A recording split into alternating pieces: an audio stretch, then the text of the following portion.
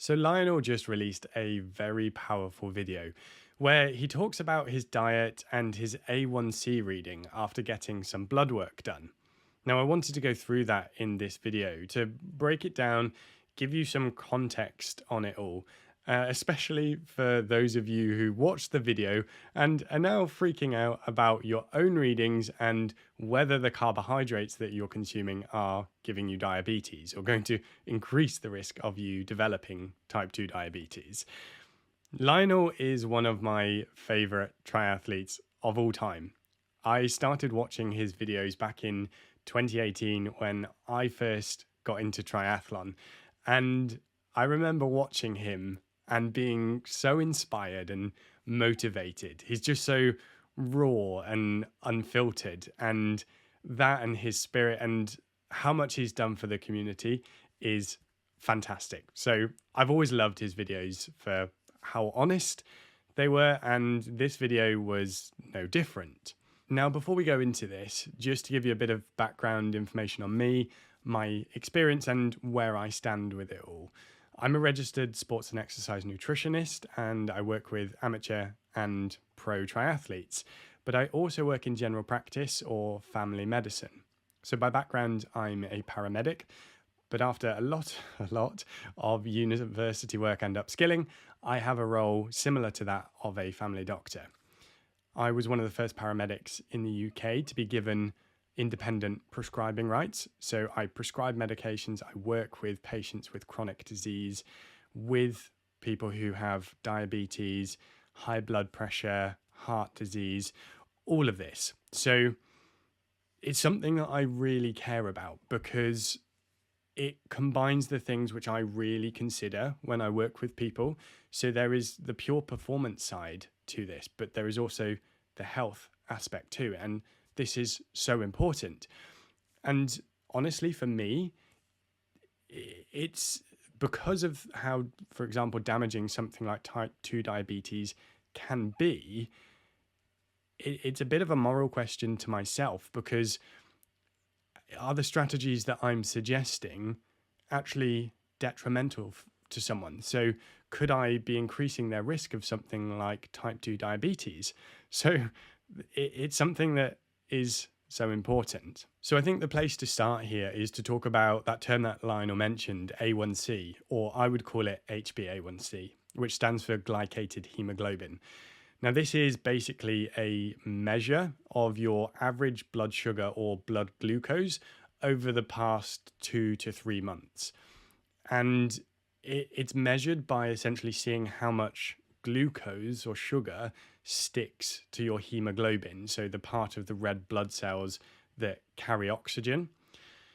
This is a really useful tool, and we use it a lot in practice to diagnose diabetes or help diagnose diabetes or spot pre-diabetes, or that's now actually known as non-diabetic hyperglycemia.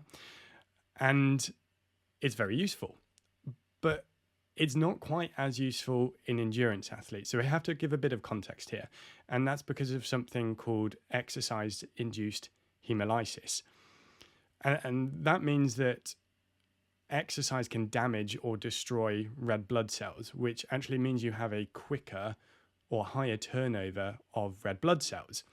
So in some cases, this actually could either falsely elevate or falsely lower your HbA1c, because the time frame is not necessarily the same. So it's actually more heavily influenced by how much exercise you're doing or how little exercise you're doing, what your carbohydrate intake was over a certain period.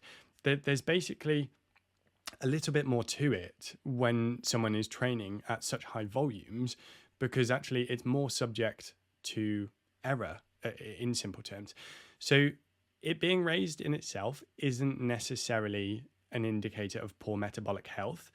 But as we'll talk about, I know Lionel mentioned some things in his video that suggest maybe that it was reliable. And I can't comment specifically on that, but it's just to say that it's important to have a little bit more context to it. Now, there are some other tests that you can do as well to help give a better picture of what your ability to tolerate glucose, what your insulin sensitivity is like. So things like your fasting glucose, You can have oral glucose tolerance tests. You can check fasting insulin, and you can do HOMA-IR as well. So these would give a bit more insight into the scenario overall. But again, this is all just context, and you need someone who can actually interpret these properly and also tie them into the clinical picture of whether this person is actually at risk of diabetes, what else is going on. There's a bigger picture to it rather than just specifically using one of these tests on their own. So to talk about sugar, and is sugar bad for athletes, we need to specifically start with glucose, because this is the main simple sugar or simple carbohydrate. It's the one that most people know, and it is the most important because it is the main carbohydrate that's used for energy in the body. Now, glucose is super important for exercise. It's the main sugar used for exercise, and it's essential for moderate to high intensity exercise performance. Fat metabolism is too slow, and it's inefficient when it's converted to energy to fuel top end performance. You can't use that pathway quick enough. But on top of that as well, fat can't be burned or metabolized without oxygen, which is why you produce lactate when you are exercising at a higher capacity, because you are trying to generate energy very quickly. So you turn glucose into energy very quickly, but a byproduct of that is lactate. Now as well, glucose is used during low intensity exercise as well.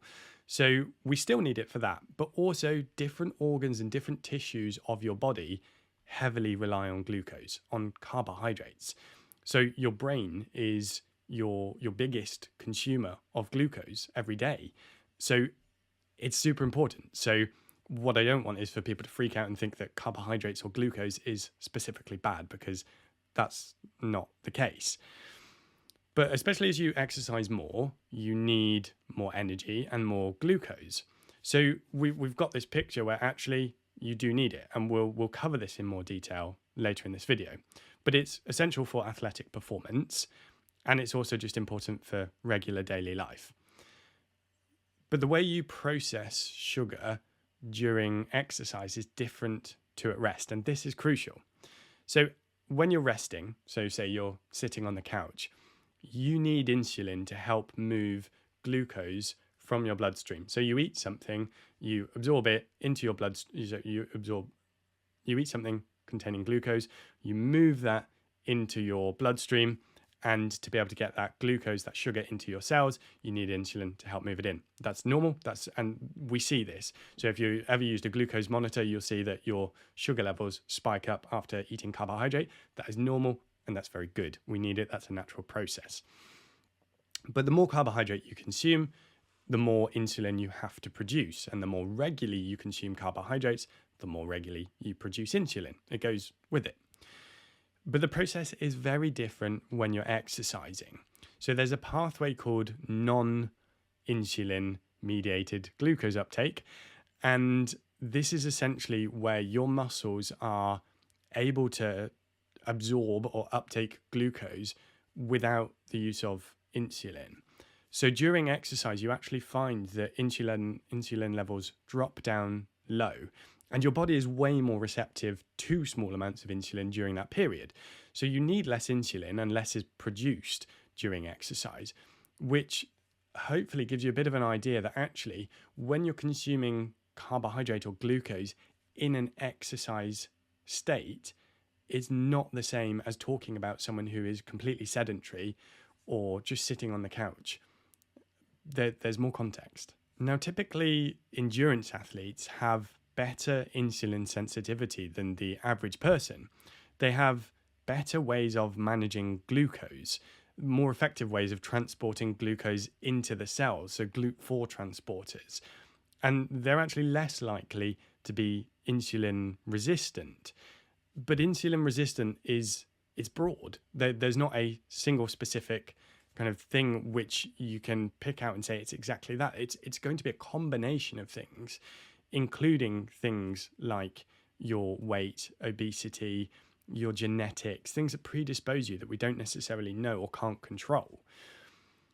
But for someone who is exercising regularly and are burning through a lot of carbohydrates during exercise, they are going to be less likely than your average person to be insulin resistant. There's no great evidence to strongly support the suggestion that regularly consuming carbohydrates in appropriate amounts in your daily life during training contributing to type 2 diabetes in otherwise healthy active individuals. And so that's important because as well, there's not a good link specifically between carbohydrates and developing type 2 diabetes. Even simple sugars, when they are consumed within the recommended guidance in terms of calories and free sugar intake. Now, there is a lot of evidence, or there is a lot of research going on into things like fructose and fructose syrups. So I'm not specifically saying you can just eat anything and be active. There is more to it. But when you look at someone who is active and just maintains a good diet, there is very little to link specific carbohydrate intake to developing type 2 diabetes. Now, Lionel mentions eating a lot of sweets and candy outside of his training, snacking on it at night and at other points of the day. So that would fall outside of that guidance. And the advice I would give to anyone in that scenario is to try and cut back on that, because it's not to say that it is specifically wrong, because again, this subject is way more complicated than that. It's all got to be about moderation and balance. And it's unlikely that consuming lots of sweets and candy at night or at other parts of your day is likely to really contribute positively to a healthy, balanced diet. There's always the thing that comes up where people suggest carbohydrate intake being linked to heart disease because we see it in professional athletes. But this is just way too black and white, and it's like trying to find something to just blame. There's things like genetic predisposition, things like illness, training loads, recovery, structural changes to the heart that might happen from endurance training. There's way more to it. So, and I'm not going to make any specific suggestions about that, but it's just to say that specifically high carbohydrate intake itself is not the cause. So we don't want to unnecessarily demonize something just because of that. And actually, when you look at the data, endurance athletes are some of the healthiest people in the world. So it's important to keep fueling properly, as we'll talk about. Now, all of this probably sounds quite scary. If you're watching that video and thinking, I eat a lot of carbohydrates, am I going to develop type 2 diabetes? Is it increasing my risk of illness? Should you cut out carbs? Should you keep them in? My take on this is don't cut out the carbs. Don't be scared of them unnecessarily. They are essential for your body, for your brain. They're essential for performance and recovery. But the key thing here is matching how much you're consuming with how much you are exercising. So Lionel said this in his video. He said, more power, more carbs. And that is totally it. So there is a concept within sports nutrition called fuel for the work that's required. And that is it exactly. So imagine a sliding scale. And at one end, you are not really doing much exercise at all. And at the other end, you are exercising a lot. What should happen is as you are exercising more or exercising at a higher intensity, the amount of carbohydrates you consume should go up. And conversely, if you're in a lower training load or you've reduced it over time, your amount of carbohydrates that you consume should come down to match that. I'd still advise having a good amount of whole grain carbohydrates with every meal, although actually not necessarily whole grain carbohydrates all the time. There might be some nuance to that because sometimes actually the kind of refined white stuff might be better. Slight plug, if you want more detail on this, watch some of my other videos because I nerd out and go into it in way more detail. But you want plenty of carbohydrates in your main meals and then tailor how much extra you're having based on how much you are training. Remember that your body and your organs, like your brain, still need sugar in the sense of carbohydrate. So I'm not specifically talking about candy sugar there, but the sugar in the more scientific term of carbohydrate, aka glucose. And just remember that sugar in exercise is just not used in the same way as it is when you're sedentary. It's more directly fueling your muscles, and it's not just sitting in your bloodstream causing problems. And it can be really tricky to get this whole balance right of how many carbohydrates to consume if you're an elite athlete training crazy high volumes. It's hard even as an age grouper if you're training for 8 to 10 hours per day, per week.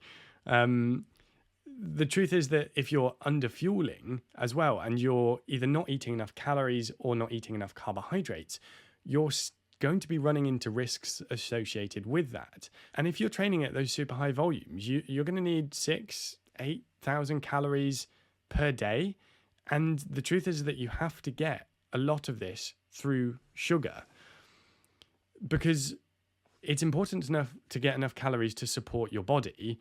And sugar just has to play a role, because one, you need easy to consume carbohydrates, and typically liquid carbohydrates, so simple sugars, are very easy to consume, very easy to digest and tolerate.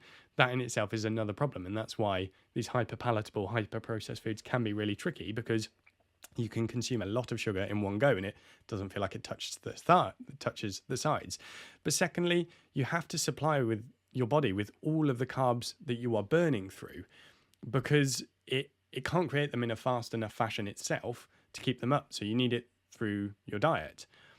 And realistically, training as an elite triathlete probably isn't that healthy anyway. It's essentially at the other end of the spectrum, where at one end you have someone who's completely sedentary and doesn't exercise, and at the other end you have an elite athlete. You're aiming for performance in this camp, so you're just trying to make it as healthy as possible. And realistically, the middle ground somewhere in between is probably the right place to be for optimum health. But we have to look at what the overall net benefit is. And so carbs are essential for performance, we know that. And cutting them back risks underfueling, but also reducing your training quality, your recovery, and running into the risks associated with something called relative energy deficiency in sport. So this is a syndrome where, as the name suggests, you are in an energy deficient state. So you're not giving your body enough calories to be able to carry out its normal daily functions after exercise is accounted for. And this is really, really crucial. And a lot of triathletes, and actually age group triathletes, struggle with this. And that's a whole topic to itself. But this is serious stuff, essentially. And we also know that, or it seems that in the research that is coming out, having low levels of carbohydrates is a key determinant or part of this process, and might actually be more detrimental than just being in an energy deficient state. So carbohydrates at their core are absolutely crucial. If you're concerned about your metabolic health, speak to someone who's qualified to take readings and interpret them and give you a holistic overview of the situation, because that's really important. But my advice to anyone who's watching this video, and to anyone in general on the whole, is to eat plenty of fresh fruits and vegetables, eat whole grain carbohydrates, good healthy fats, nutrient-rich foods, and then have more simple sport-specific carbohydrates, products, whatever it is, around your training. Now, you might have noticed I haven't really said that much about Lionel's specific situation, and that is on purpose. It's because it's not right for me to. I don't know enough about his situation to be able to give make specific statements, judgments, or give advice. So I'm not going to. All I know is that it seems like he's an amazing person, and I love what he's done for triathlon. So there we go. Join the discussion below and let's keep this going.